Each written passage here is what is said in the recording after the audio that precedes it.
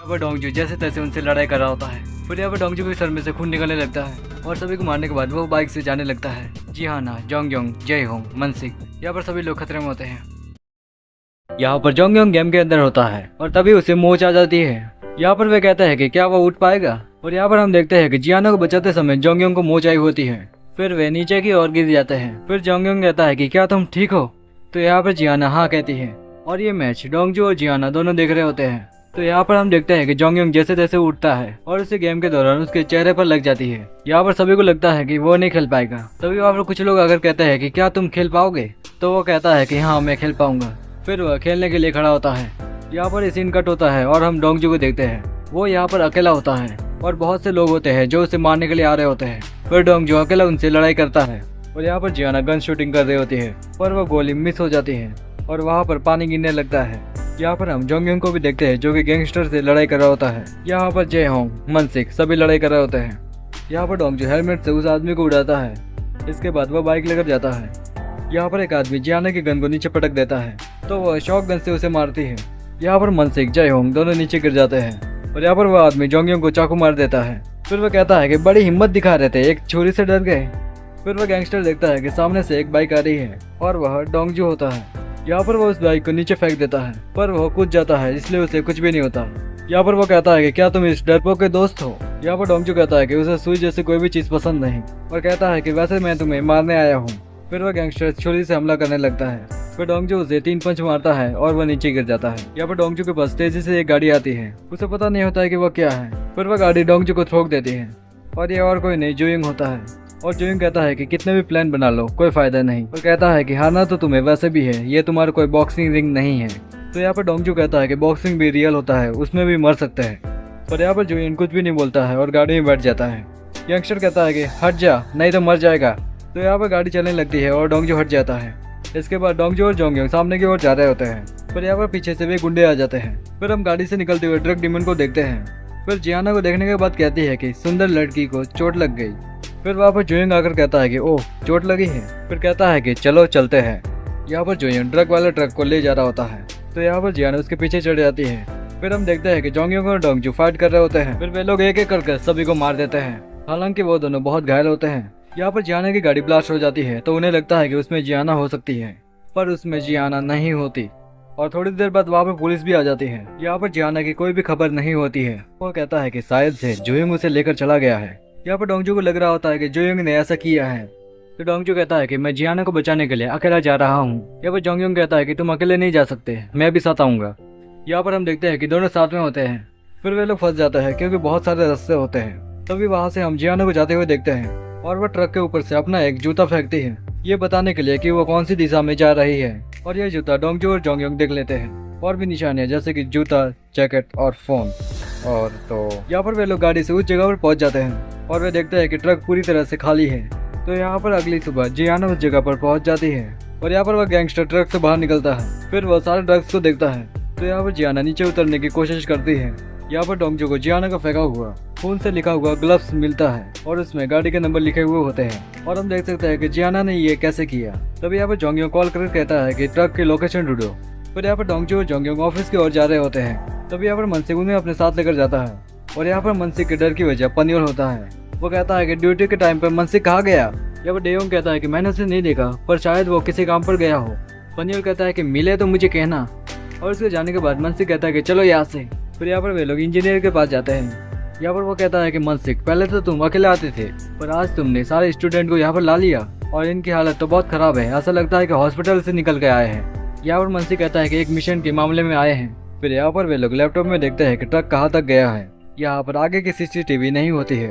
तो यहाँ पर मनसिक और सभी लोग मैप के सहारा ले रहे होते हैं। तो मनसिक कहता है कि ऐसे ढूंढेंगे तो महीना हो जाएगा। यहाँ पर वो कहता है कि हेलो, मुझे गुआनसी का एड्रेस चाहिए और सबूत के तौर पर गुआनसी सही रहेगा। और यहाँ पर गुआनसी ने देश छोड़ने की पूरी प्लानिंग कर ली होती है। यहाँ पर वो कहता है कि हेलो, क्या तुम मुझे सुन सकते हो। यहाँ पर मनसिक कहता है कि हाँ मैं सुन सकता हूँ। तो यहाँ पर वह डर के मारे भागने लगता है। तभी उसके बैग में से ड्रग्स की डॉल गिर जाती है। डोंगजू कहता है कि ये तुम्हारे पास कैसे। यहाँ पर गुआनसी उसमें से आधे ड्रग्स को खा लेता है। यहाँ पर जोंगयोंग कहता है कि सबूत के तौर पर एक है। तो यहाँ पर वो रोते हुए कहता है कि शायद से मैं मर जाऊंगा, मैंने ड्रग्स खाए हैं।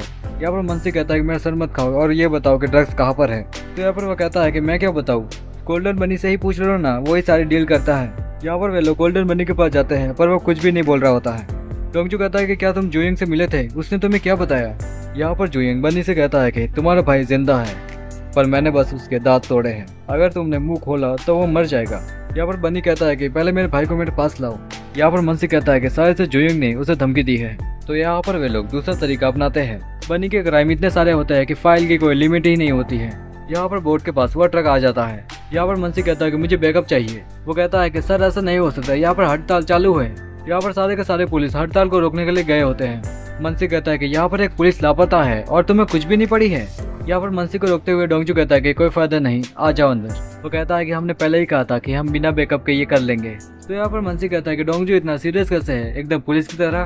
तभी यहाँ पर टेरेस पर डोंगजू को चक्कर आने लगते हैं और फोन हाथ में से नीचे गिर जाता है। यहाँ पर मनसी को उसे फोन देकर कहता है कि तुम्हें आराम करना चाहिए। तो यहाँ पर डोंगजू कहता है कि हे, लगी तुम्हें ज्यादा है, तुम आराम करो, और यह बोलकर वहां से चला जाता है। यहाँ पर जुयिंग जापानीज आदमी से डील कर रहा होता है। जुयिंग कहता है कि माल चाहिए तो अभी के अभी लेना होगा। तो जापानीज कहता है कि इतना जल्दी, मुझे तुम पर भरोसा नहीं है। तो यहाँ पर जापानीज से कोरियन ट्रांसलेटर को वहीं पर उड़ा देता है और यह देखने के बाद वह जापानीज मान जाता है। यहाँ पर ड्रग्स के बॉक्स के अंदर जियाना होती है और वे लोग उस बॉक्स को बोट में एक्सपोर्ट कर रहे होते हैं। और यहाँ पर जियाना बॉक्स से बाहर निकलती है और वह एक जगह पर जाकर छुप जाती है। तभी वहाँ पर एक चाइनीज आता है और कहता है कि क्या शराब है। तभी यहाँ पर रशियन गैंगस्टर कहता है कि नीचे रख उसे, बहुत महंगी है। तभी यहाँ पर जियाना को लगता है कि उसके पापा को मारने वाला वही है, क्योंकि वो भी रशियन होता है और उसके पास वही गन होती है। यहाँ पर डोंगजू जयहोंग कहता है कि जियाना कहाँ पर हो सकती है। यहाँ पर जियाना वहाँ से जाने की कोशिश करती है। तभी वह देखते हैं कि रशियन आदमी और ड्रग डीमन दोनों साथ में होते हैं। तभी यहाँ पर चाइनीज आदमी कहता है कि पकड़ लिया। तभी यहाँ पर जियाना वहाँ से भागने लगती है। तभी वहाँ पर जुयिंग उसे मारकर कहता है कि बेवकूफ लड़की, इससे क्या कह सकते हैं, समझदारी या भोलापन। तभी यहाँ पर जुयिंग उसे टेम्पो में डाल देता है। यहाँ पर जुयिंग को जियाना के पास से फोन तक नहीं मिलता है। फिर वह जाते हुए कहता है कि दरवाजा बंद कर दो। तभी यहाँ पर जियाना कहते हैं कि रुको, मुझे एक बात कहनी है। तो वह रशियन कहता है कि बोलो क्या हुआ। यहाँ पर वो अपने पिता की स्टोरी बताती है कि उन्हें कैसे मारा गया। तो यहाँ पर वह कहता है कि नहीं पता, हालांकि हमें दिखाया जाता है कि ये काम उसी का ही है। यहाँ पर जुयिंग कहता है कि मुझे अभी जाना होगा, माल को लोड करवा दो। यहाँ पर वह कहता है कि ओ दानी, सभी को बांटते फिरोगे तो मेरे हाथ में क्या आएगा, ठेंगा। यहाँ पर वह कहता है कि तुम्हें तुम्हारा माल मिल जाएगा, चिंता मत करो। यहाँ पर हम देखते हैं कि जियाना के पास एक फोन है और यहाँ पर वो फोन उन्हीं का होता है जो कि जियाना ने उस समय ले लिया था। फिर यहाँ पर वो नेटवर्क ढूंढ रही होती है। यहाँ पर नेटवर्क मिलने के बाद वह इमरजेंसी कॉल करती है। यहाँ पर मनसी कहता है कि जियाना का पता मिल गया है, मैं तुम्हें एक रिकॉर्डिंग दे रहा हूँ, उसे सुनो।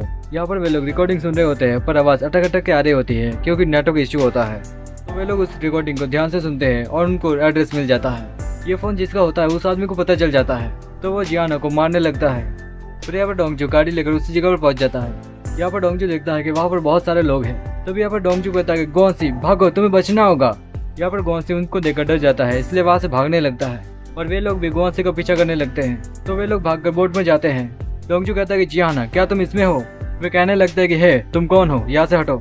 डोंगजू कहता है कि मेरा काम करने दो। तभी यहाँ पर डोंगजू उन्हें मारता है और कहता है कि मेरे काम के बीच में मत आओ। यहाँ पर जोंगयोंग भी उन आदमियों को मार रहा होता है। तभी यहाँ पर एक कंटेनर में से जियाना की आवाज आती है। तो डोंगजू कहता है कि जोंगयोंग, जियाना यहाँ पर है। यहाँ पर जियाना कंटेनर के अंदर होती है। तो यहाँ पर डोंगजू उस कंटेनर को खोल देता है। यहाँ पर वे लोग गले मिलते हैं जो कि जोंगयोंग देख लेता है। यहाँ पर डोंगजू कहता है कि जियाना, तुम्हारी क्या हालत कर दी। यहाँ पर जोंगयोंग कहता है कि हमें चलना चाहिए। तो यहाँ पर जैसे तैसे वह तीनों बाहर जाने लगते हैं। यहाँ पर चाइनीज गैंगस्टर भी बीच में आ जाता है जो कि जोंगयोंग को मारने लगता है। तभी यहाँ पर डोंगजू उसे लात मारता है और डोंगजू कहता है कि तू अभी नहीं बचेगा। फिर वो उसे जोर से घुसा मारता है। यहाँ पर डोंगजू रूम में आने के बाद दरवाजा बंद कर देता है। वो कहता है कि डरपोक बाहर निकल। यहाँ पर हम देखते हैं कि डोंगजू को चक्कर आने लगते हैं और ये जियाना और जोंगयोंग दोनों देख लेते हैं। यहाँ पर अचानक से बहुत से आदमी आ जाते हैं। डोंगजू कहता है कि जोंगयोंग, जियाना को लेकर निकलो, मैं इन्हें संभालता हूँ। फिर वह दरवाजा बंद करके कहता है कि जाओ यहाँ से, जल्दी जाओ। यहाँ पर हम देखते हैं कि डोंगजू और जियाना बहुत दूर तक चले गए हैं। तो डोंगजू भी वहाँ से भाग जाता है। फिर वहाँ का दरवाजा बंद कर देता है। यहाँ पर जोंगयोंग और जियाना भागकर भी कितने भागते। यहाँ पर रशियन गुंडा आता है जो कि गन से जोंगयोंग को मार देता है और वो पानी में गिर जाता है।